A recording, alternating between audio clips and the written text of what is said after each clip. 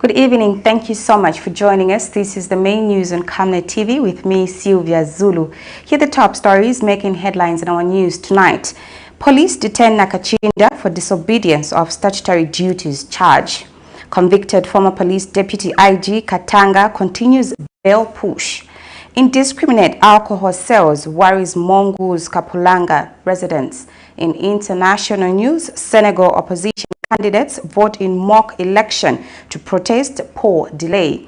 And in sports news, KLOPP ranks big Cup Glory most special trophy. I will be back with the details after this. Get all the latest updates in court news only on Camnet TV. We take you and make you feel part of the court sessions through our in-depth coverage of the adjudication process.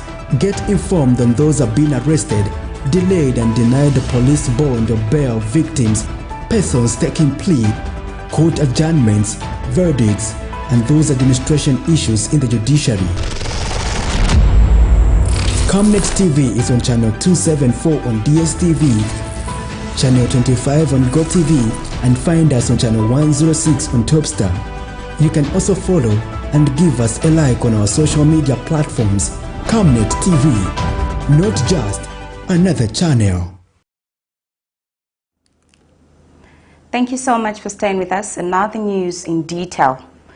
MONGU'S KAPULANGA residents in Western Province have expressed worry over the increase in unregulated sale of alcohol. The locals have told Camnet News that alcohol is now sold in barbershops as well as in residential areas, a situation they describe as a societal hazard. They have called on the relevant authorities to quickly address the matter. In the last few years, Western Province has seen a rise of criminal activities that have brought concerns among some residents of KAPULANGA in MONGU district. Reasons surrounding this matter may be many. However, the locals have attributed this to the unregulated sale of toxic substance, mainly alcohol, in these makeshift, believed to be barbershops, while some are not. The residents spoken to had this to say. Lisapazulafela asikaeza sifika mbasifi yena upakelela mwabuchwala akanebana nani mwana wa msizana yasaisha nguzi KAPULANGA kaufela mo kunwa buchwala kumweleza hakuna sesi utwala fateni chwale kona zero komoka kuli muso utali mefateni fabanana babachwana lunabashemi seluziele hile keluzia lunabashemi nana bana baluna babuna nibona boluta wa malapa uchwala babunwa hulu mwanana wako na kuzwa mwa klasi nikuya kwa kunwa uchwala kona mbona luna kwanu kwa Western Province banana basiezia hulu bakensa machwala ni witamba elibo busina bubwinezi mutu wizifaka bosi kono mwatasi una ni buchwala walekisa mwanana wizi mwa uniform yoleka buchwala maka bosi tujunta banwa chana lukupa kumina bamuso kutumulike katata kuli banana baba lekisa buchwala babo lekisa fya mama ba isi everywhere isi nifo faba fumana kafa balekisa buchwala kona kutahani bukebenga ni majanki kiba bangata hulu baba kudandaula mambo ya marwa akijishamu tujirijiri vana ne kusukulu kewe na kubika ko mana onse babika kutuma malwa na nguva ya kusukulu ko ba yako ko ena kufa musukulu muto malwa ajimu mazubo mutuntemba choma mwene majanki bavujisha cheko na kuli bukebenga kihabwata banana bapaya alikolo bakensa kuli buchwala kibobungata hulu babunwe ni amama uniform faba izika fera buchwala bwafumaneha upakuli mabale asina hande mayemo kambe kintu eko na hala mabale ahanisiwe chwalu kupakuba muso kuli mabale akafumane hakuli ana ni banana baba inyani kukala 13 years mane kofita chwalo fa 15 kamba 16 abawa bachwalo mabama chwalo aba bafumana banana bawo mutu yo haba muswale kekuli kikusinya bupilo wa mwanana. Moral decay will be a new norm in society if this is not addressed on time. It is therefore hoped that the relevant authorities will chip in to address the matter as it affects the young generation. For Camnet News, I'm Enoch Kaneta in MONGU, Western Province. The Zambia police in Lusaka has detained Opposition Patriotic Front PF Function Secretary General Rafael NAKACINDA at Kabwata Police Station for disobedience of statutory duties as outlined in Section 126 of the Penal Code Act, Chapter 87 of the laws of Zambia. Mr. NAKACINDA, who was summoned last week but could not appear due to a bereavement on Monday, reported at Force Headquarters in Kabwata in the company of his lawyers, Makebi Zulu of Makebi Zulu Advocates. Particulars of the matter are that on the 4th of November 2022, Mr. NAKACINDA, then Publicity Secretary of the Patriotic Front PF, did during the Lusangazi, Mukushi and Mwense by-elections allegedly published false information to the public that there were pre-marked ballot papers that had been dispatched to the districts. Meanwhile, Mr. Zulu says he hopes his client will be arrested by Tuesday so he can be taken to court to defend himself. In Lusaka have detained Patriotic Front Secretary General Rafael NAKACINDA for failure to obey statutory duties as outlined in Section 126 of the Penal Code Act, Chapter 87 of the laws of Zambia. This comes after Mr. NAKACINDA 45 of plot number 1794 Kafue was summoned last week but could not appear as he had a bereavement at the time. Mr. NAKACINDA, however, reported at Kabwata Police Station February 26th in the company of his lawyer Makebi Zulu, where he was detained after a warning and caution statement was recorded for him. The Zambia Police Service wishes to inform the public that we have detained Mr. Rafael NAKACINDA 845 of plot number 1794 Kafue for disobedience of statutory duties as outlined in Section 126 of the Penal Code Act, Chapter 7 of the laws of Zambia. This action is in connection with Section 18(1)(b) and (f) of the Electoral Commission of Zambia Act number 25 of 2016. Mr. NAKACINDA, who was then Publicity Secretary for the Patriotic Front Party at the time, allegedly provided false information to the public that pre-marked ballots had been dispatched to Lusangazi, Mukushi and Mwense by-elections on the 4th of November 2022. This information was published in the Daily Nation newspaper dated 4th November 2022, Volume 8, Issue Number 3470, under Registration Number 1001. In addition to dissemination of false information, Mr. NAKACINDA is accused of refusing to comply with lawful summons issued by the Electoral Commission of Zambia between the 4th and 7th of November 2022. The suspect will be officially charged and will anticipate his appearance in court in the near future. The Zambia Police Service is committed to upholding the rule of law and ensuring the integrity of electoral processes. Meanwhile, his lawyer, Makebi Zulu, confirmed the development, saying he hopes his client will be formally arrested by tomorrow so that he could defend himself before the courts. Okay. Well, the status is that Honorable NAKACINDA has been detained. He's not been arrested. We went in for a warn and caution statement. And according to the police, sometime in 2002, particularly in November 2022. 2022 rather. Yes, correct. Yes, 2022, he made a statement to the public. And that statement infuriated ECZ. So because ECZ was infuriated, they are saying that Honorable NAKACINDA failed to obey a statutory duty. He disobeyed the statutory duty. According to the police, Honorable NAKACINDA, the duty that he failed to obey as regards ECZ was that he made that particular statement.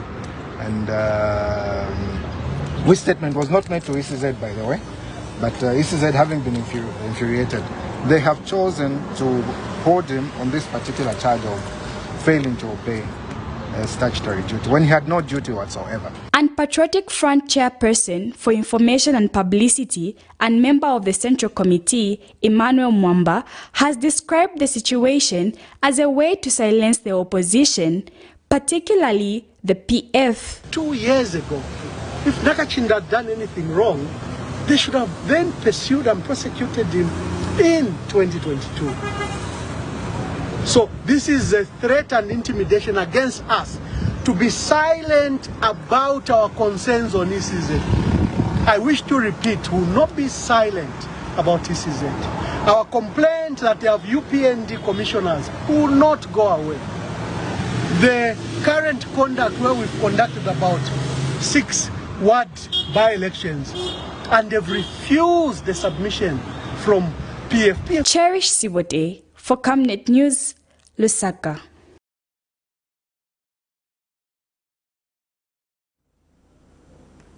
Convicted former Deputy Inspector General of Police Charity Katanga has insisted that the court grants her bail pending appeal before the High Court in reply to notice of opposition by the state. Mrs. Katanga argues that her advocates have not yet received the typed copy of the judgment and fears that is likely to delay transmission of the record of appeal. Earlier, defense lawyer Isaac Simbeye asked Lusaka Chief Resident Magistrate Davis Chibwili intervention to incorporate their written submissions against the state's opposition to the convict's application. Mrs. Katanga was convicted on February 19, 2024 for possession of 10 high gabasas proven to be proceeds of crime, and the court has set Thursday, 29 March 2024 as ruling in the bail pending appeal application. 8 days in the walls of prison, convicted former Deputy Inspector General of Police Charity Katanga has maintained that the court should grant her bail pending appeal before the High Court because her application has higher prospects of succeeding. In her submissions before the Lusaka Magistrate Court, Mrs. Katanga argues that the state's submission that there is insufficient reason or no exceptional circumstance to warrant a bail pending appeal is misplaced because exceptional circumstances warranting her admission to bail pending appeal is the discretion of the court. The convict, who is also a lawyer, questions whether a person who has proven and a traceable financial capacity can still be reasonably be suspected of committing a crime on grounds that written connection between her earnings and the property she brought were not before the court. She also submits that it will take time for the court to prepare and transmit the record of appeal to the High Court owing to huge exhibits before the court. Mrs. Katanga discloses that to date, her lawyers have not yet received the typed copy of the judgment, which in itself is a manifestation, and transmission of the record of appeal is likely to be delayed due to the post-judgment proceedings. Mrs. Katanga was on February 19, 2024 convicted for possession of 10 higher buses established to be proceeds of crime, and Lusaka Chief Resident Magistrate Davis Chiwili has postponed the ruling on Mrs. Katanga's bail application following an application by the defense lawyers to 29 February 2024. Earlier, defense lawyer Isaac Simbeye required Magistrate Chibuli's intervention to integrate their written submissions against the state's opposition to the accused application. Mr. Simbeye contended that in the interest of justice, the court must consider Mrs. Katanga's written submissions before delivering the ruling. The lawyer explained before Magistrate Chibuli that he was unable to file Mrs. Katanga's written submissions on February 23, 2024 because of a long schedule at the Lusaka High Court attending to other clients' cases. Nelson Zulu for Camnet News, Lusaka.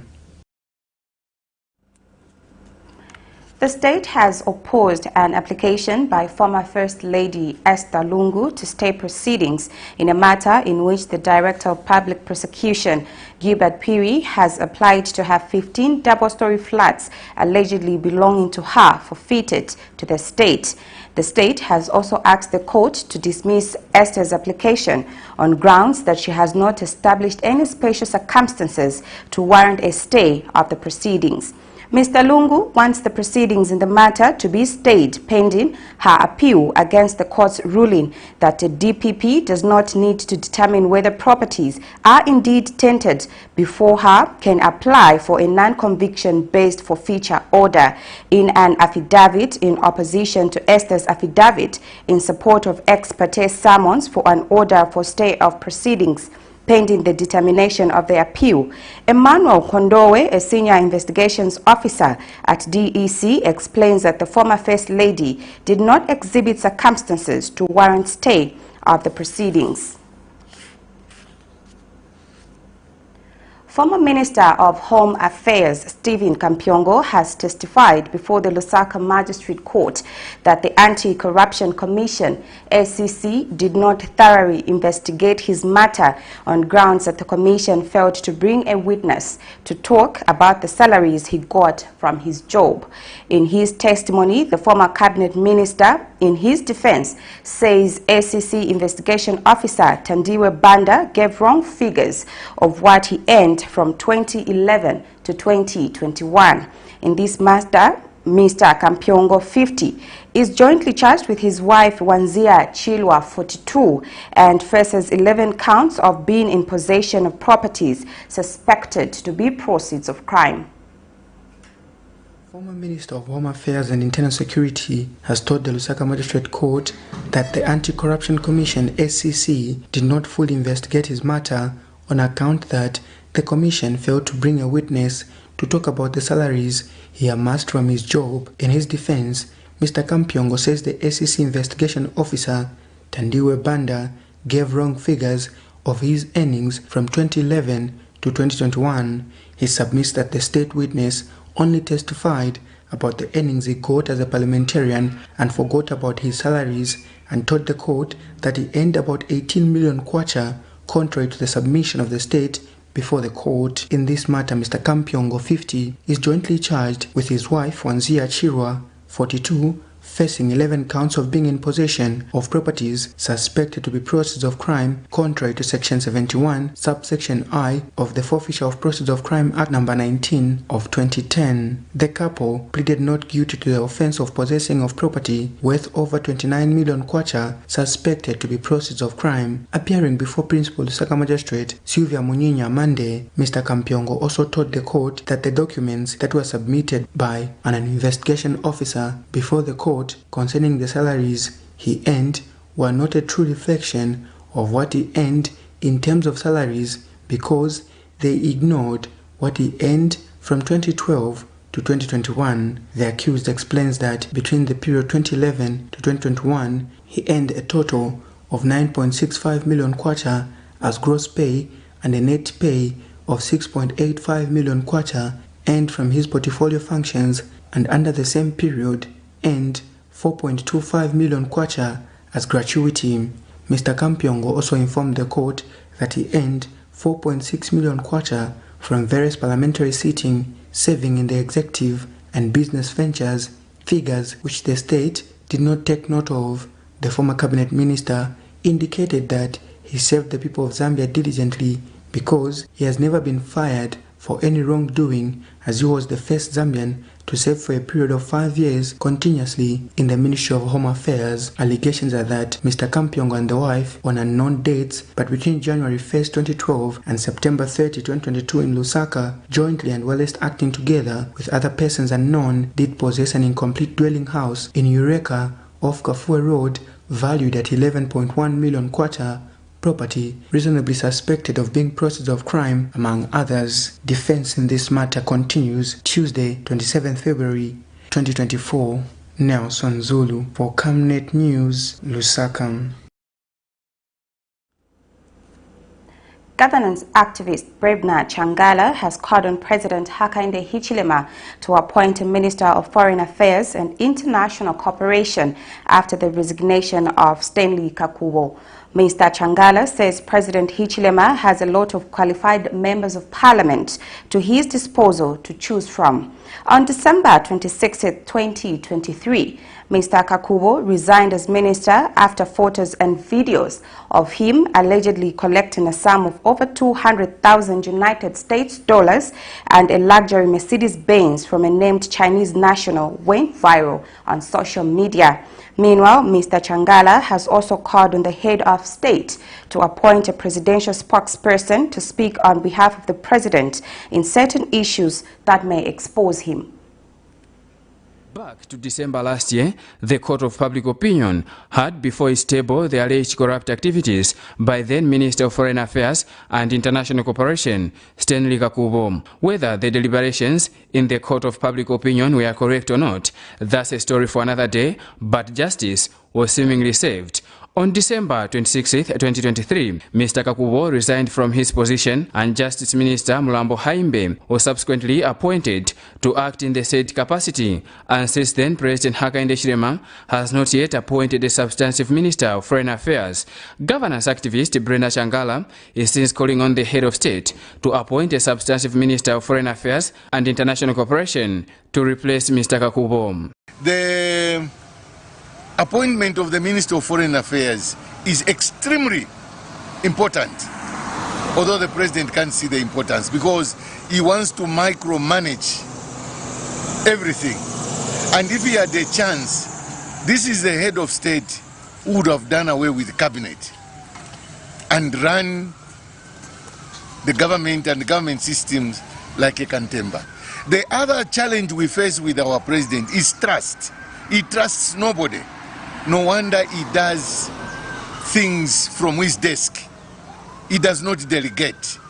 And this is where we have a problem. On the other hand, Mr. Shangala has called on the head of state to appoint a presidential spokesperson to speak on behalf of the president in certain issues that may expose him. We need a presidential spokesperson who will fill in the gap with the media and through the media, the country. So when the president hasn't spoken, you hear nothing. And you in the media, you have nobody to either confirm or deny a story that will be flying around. But this has become his modus operandi.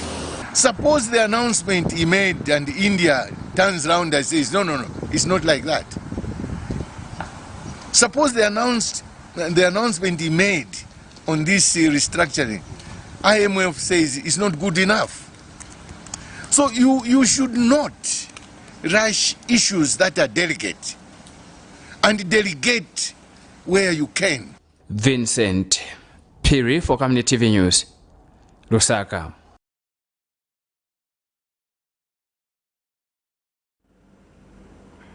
The ruling United Party for National Development, UPND, has applauded Bilenge Council Chairperson Clement Mwila for dispelling assertions by Socialist Party President Fred Membe suggesting that mealie meal in the area is being sold at 850 kwacha per 25 kg bag. Commenting on the matter, UPND Deputy Media Director Chelo Katambo says any deliberate attempt to mislead the public on a matter of national and security importance, such as the price of mealie meal, is an offense according to the Penal Code, Chapter 87 of the laws of Zambia. Mr. Katambo adds that Section 67, Clause 1 of the Penal Code provides that any person who publishes, whether orally or in written or otherwise, any statement, rumor or report which is likely to cause fear and alarm to the public is guilty of a misdemeanor and is liable to imprisonment for 3 years.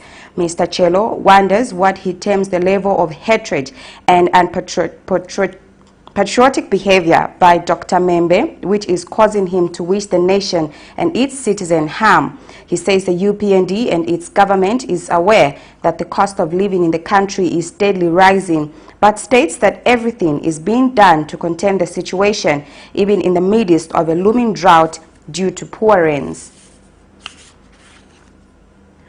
A Lusaka-based economist, Muya Ikawongo, says the clinching of creditor agreement with China and India in debt restructuring process is a positive step towards Zambia's economic recovery. Speaking in an interview, Mr. Ikawongo says the debt restructuring deal could ease financial pressure on the Zambian economy as well as pave way for strategic investments. On Saturday, President Hakainde Hichilema announced that Zambia had signed the pending creditor agreements with China and India, pending way negotiations with private creditors. Of course, we have been yearning for this time when countries begin to actually agree to some of the proposed debt restructuring strategies that we want. And from what we are seeing now, India and China have actually showed that positivity. Although we don't have the details, of course, in terms of the details of the deal that is coming up. But this in itself actually will create a fiscal environment where government can actually have some fiscal space to be able to stabilize some of the macroeconomic pressure that we have been facing as a country. The debt restructuring in itself is just trying to come up with a deal probably where we say the interest rate is revised to a more sustainable level, or where we have a situation where maybe the time for repayment is adjusted upwards, giving us enough space to be able to breathe. And once we are able to do that as a country, we can focus on trying to stabilize other macroeconomic factors that affect. The Zambia Metrology Agency, ZMA, says it has completed the major program pilot and is now at a consultative phase with stakeholders before rollout to all parts of the country. In an interview, ZMA Director of Legal Metrology, Engineer Michael Sefu, says the pilot program has been completed in 4 parts of the country, namely Eastern, Wapula, Lusaka, and Northern provinces. Meanwhile, a Chilenga market trader, Gertrude Sinyangwe, says the certified MEDA has brought fairness in business. In order to ensure accuracy of measurements in the reselling of goods, the Zambia Metrology Agency implemented a standardization MEDA pilot project in 4 parts of the country. Lack of standard measurements, instruments in the market by traders. The agency embarked on the standardization of the MEDA project to ensure traders used the standard MEDA on the market. We have since completed a successful pilot where we distributed some various markets, the MEDAs. And these markets were in Eastern Province, at Standard Market.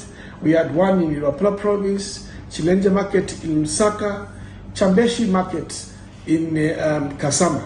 Speaking with Camnet News, ZMA engineer Michael Sefu says the agency has received positive feedback from stakeholders and are working on rolling out to all markets in the country. First to do a pilot project, and after the pilot project now it is go to the people and involve all the stakeholders. We have got various stakeholders, the local authority, the marketeers, and the general public. They must all be aware of this initiative. So to answer the question on MEDA, we have just done the pilot project and we are now in a consultative discussion with the stakeholders on how it can be rolled out throughout the country. And a Chilenga market trader who opted not to be on camera says the standardization of MEDAs has created accurate measurements for traders and customers have welcomed the move without any complaints. On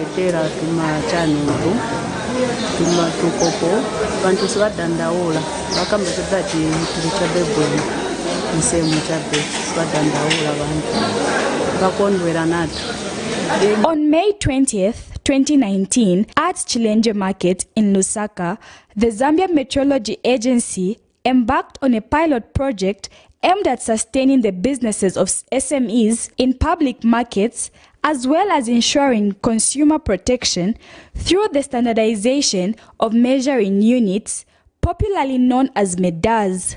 Cherish Sibote for Camnet News, Lusaka.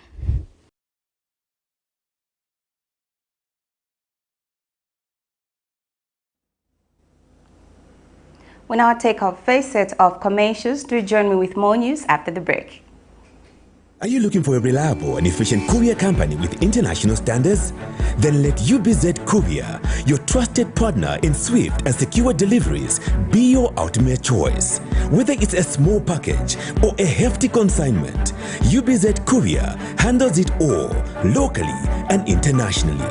Our modern call center ensures personalized attention for every client.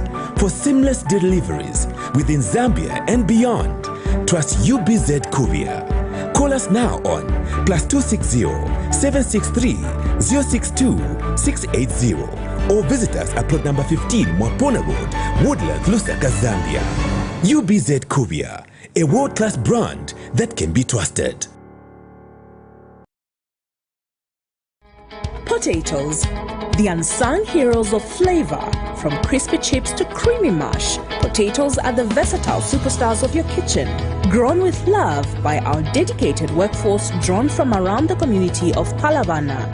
Savenda Farm's commitment is to see to it that we have potatoes that are grown right, healthy, big and tasty. For that quick fix or big celebration or that meal that brings family together, top chefs rely on the Savenda potato to create culinary masterpieces. And for others, it's that icebreaker to a delightful conversation. So, embrace the magic of Savenda potatoes. They're not just a side dish, they're the heart and soul of your kitchen. Savenda, save nations, develop Africa.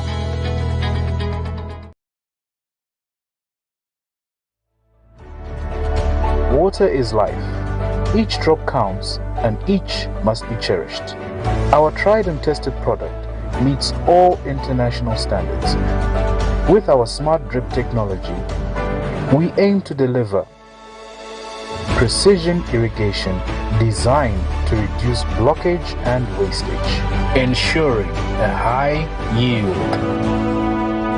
RenGlow, your smart irrigation partner.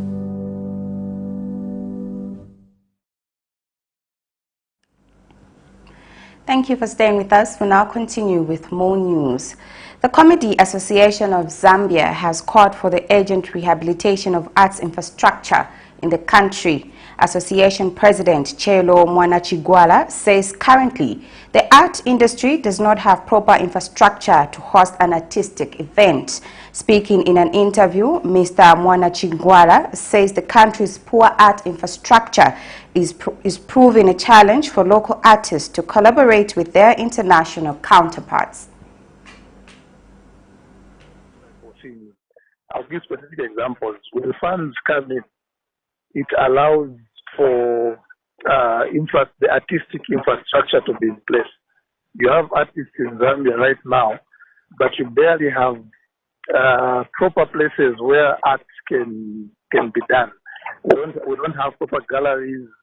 We don't have, let alone, proper theater places where people just want to go out and have fun. Most of the recreational places are bars, nightclubs. When we look at places that are available for artistic places, they're too small. Because I'll give an example. If you ever want to make money as much as your Trevor Noahs and your Kevin Hart's are making out there, you need to have infrastructure that can attract that number of people. Because if you did it right now, it's even scary to bring in an international artist to collaborate because you don't have a venue that's going to give you a return. Okay, so funding is important towards infrastructure. Funding is also important towards further skills development because at the end of the day, an artist, once they're empowered with the skill, once they're empowered with the knowledge, which can't come for free. So this same funding then now helps us empower the artist with the knowledge and they can stand alone. USAID Open Spaces Zambia has underscored the need for journalists and civil society organizations to acquire the necessary skills to carry out advocacy in their work. USAID Open Spaces Zambia country lead Tilda Mawarire says media and CSOs always carry out some level of advocacy in their work, but they need skills to do it sustainably. She was speaking during the opening of an advocacy capacity building workshop for journalists and CSOs in Lusaka Monday morning. The communities, private sector, multinational partners, multilateral partners and donors, all these are also power holders that an advocate would need to engage in. Therefore, how do you engage with such a wide, varied range of stakeholders? There are special skills that is required for this, and I have said that these skills are emerging, they are upcoming. So it is good to have MISA to walk us through these skills that you would require to make yourself an all-rounded advocate. The work of MISA is very important because I believe that MISA will look at advocacy from 3 points of view. Advocacy must be targeted and well thought out. It is not a one-day event. It is not only a press statement, but it is a well-thought-out process of where you are coming from, going to the desired outcome that you would like to reach.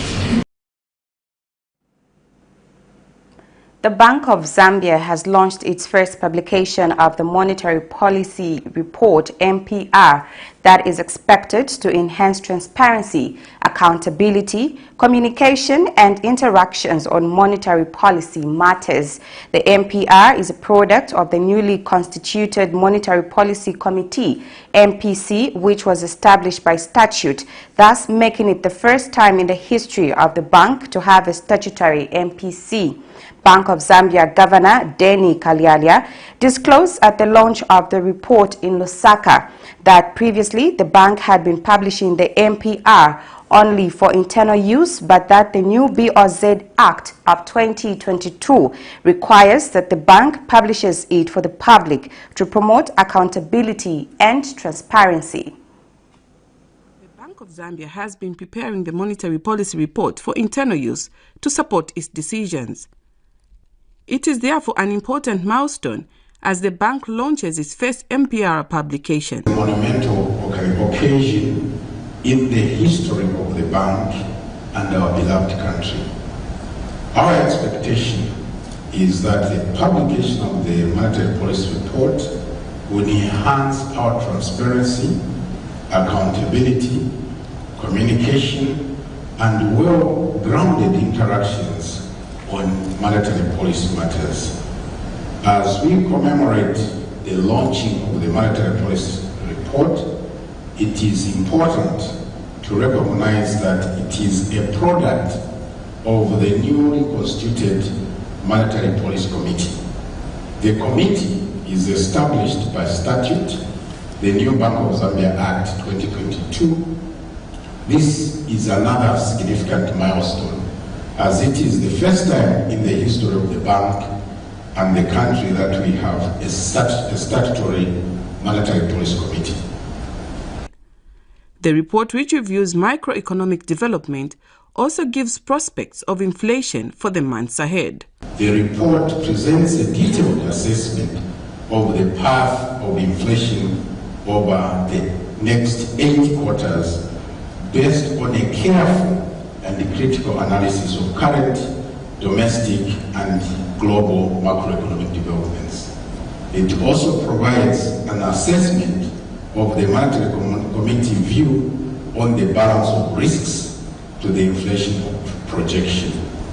Our expectation is that such an assessment will help provide greater clarity to stakeholders on the basis upon which the Monetary Policy Committee arrives at its decisions.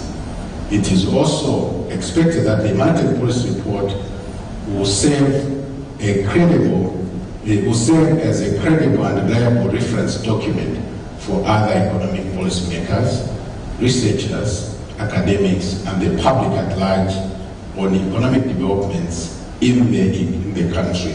The report is also expected to enhance transparency, accountability, and further create interactions on monetary policy matters with various stakeholders. Sheila Masua, Zanis News, Lusaka. The International Maize and Wheat Improvement Center, CIMMYT, through the Ukama-Utswati project, is considering to supplying irrigation equipment to farmers in Southern Province to cushion the negative effects of climate change. CIMMYT mechanization specialist Abdul Martin says the equipment that include irrigation pumps, pipes, solar panels, and construction boreholes, among others, will be given as loans to be paid in installments or in kind by beneficiary farmers. Dr. Martin says the Ukama-Utswati project is being implemented in Zambia, Zimbabwe, Malawi, Kenya, and Ethiopia. The International Maize and Wheat Improvement Center, CIMMYT, through the Ukama-Utswati project, is considering to supply irrigation equipment to farmers in Southern Province to cushion the negative effects of climate change. CIMMYT mechanization specialist Dr. Abdul Martin says the equipment that include irrigation pumps, pipes and boreholes, among others, will be given as loans to be paid in installments or in kind by beneficiary farmers. This machinery are being promoted as a service provider model under the UKAMA-USTAI project. UKAMA-USTAI is a CZIR initiative being implemented in Zimbabwe, Zambia, Malawi, Kenya and Ethiopia. Dr. Martin stated that the UKAMA-USTAI project is being implemented in Zambia, Zimbabwe, Malawi, Kenya and Ethiopia. And CIMIT irrigation engineer Nelly Nkowani says the project is also promoting mechanization service among farmers who are supplied with agricultural equipment and machinery. Mechanization is a business. It's not just for his farm, but we would like for him to go out and earn an income out of it. So he's going to highlight how he's been working with them and how he's just using them. Maxon Habene is a mechanization service provider. iuveresi wangu mbwevereka uliga votu lisienda kwambana kuvereka kwinda mbweni vereka ng'ombe ronse. Only the challenges ni hulabo yatakatiani yatakachitaka votu. Reporting Lawrence Kabutu in Monze, Southern Province. We now take our last break. I will be back with the rest of the stories. Don't go away.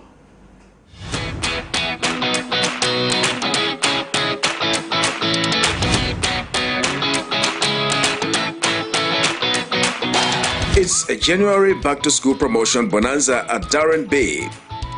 Take advantage of our massive price discounts and turn your wonderful school-going kids into stars. With a cornrows hairstyle going at only 30 kwacha for kids below 13 years and 50 kwacha for kids above 13 years, your child is guaranteed that neat and trusted, classy look. This curly, knotless hairstyle is going for as little as 150 kwacha from as high as 200 kwacha, wigs included. Now that's a classy saving.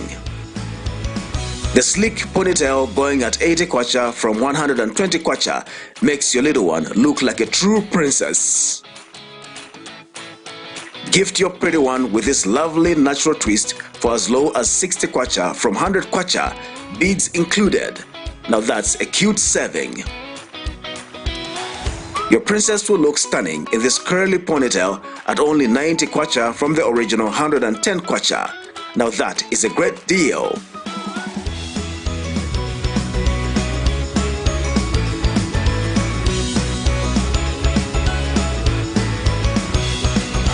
You will find us along Mosi Road, 4th Close, on the left after Kalikiliki Police Post in Ibex Hill, Lusaka.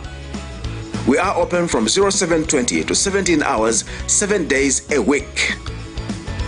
Call us for appointment bookings on 0772 870588 or WhatsApp on 0972 04 9213. Darren B, a touch of class.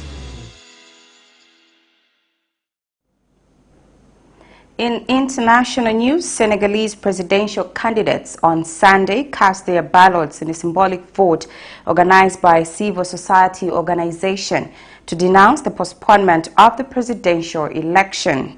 The country's election was scheduled for Sunday. The presidential candidates who took part slipped their ballot papers into a box bearing the words RIP 25th February. Some young Senegalese protesters defied a ban on their demonstration and gathered on the streets of Dakar to condemn the postponement. For this and other international stories, we monitored African News. Senegalese presidential candidates on Sunday cast their ballots in a symbolic vote organized by a civil society organization to denounce the postponement of the presidential election. The country's election was scheduled for Sunday, but the presidential candidates who took part slipped their ballot papers into the box bearing the words RIP 25 February. We cannot accept with the stroke of a pen being deprived of what is essential to us, that is to say, our freedom and democracy. And our leaders. Some young Senegalese protesters defied a ban on their demonstration and gathered on the streets of Dakar to condemn the postponement. As a young Senegalese who should have had the opportunity today to express my primary freedom, it hurts me a lot to see that our rights have been trampled on to bring us back today to an uncertain process.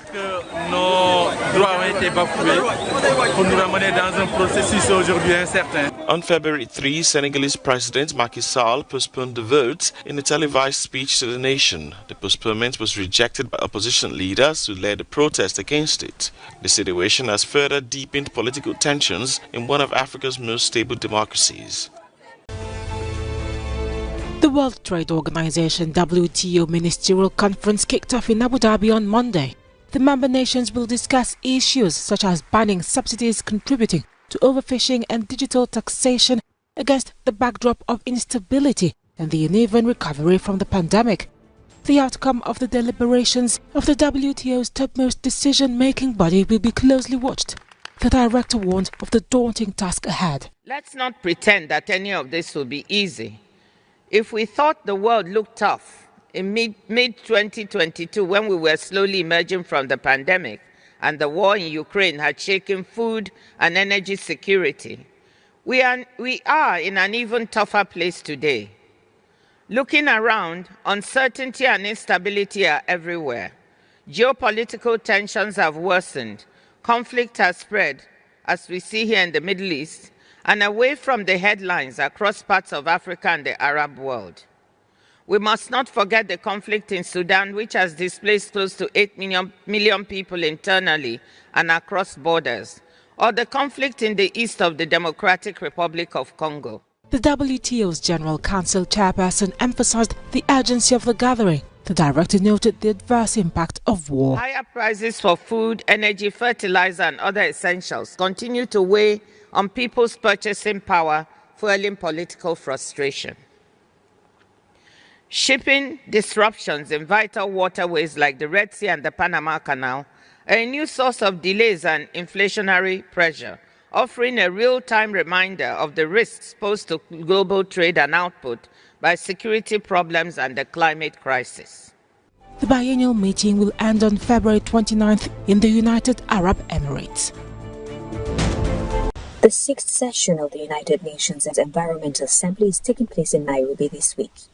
The main item on the agenda is how multilateralism can help solve climate change, biodiversity loss, and pollution. The conference starts on Monday and will wrap up on Friday.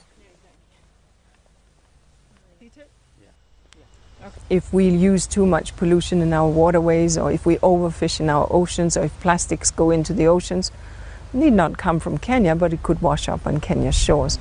The point is, the only way we can solve some of these problems is by talking together. And talking together is what multilateralism is.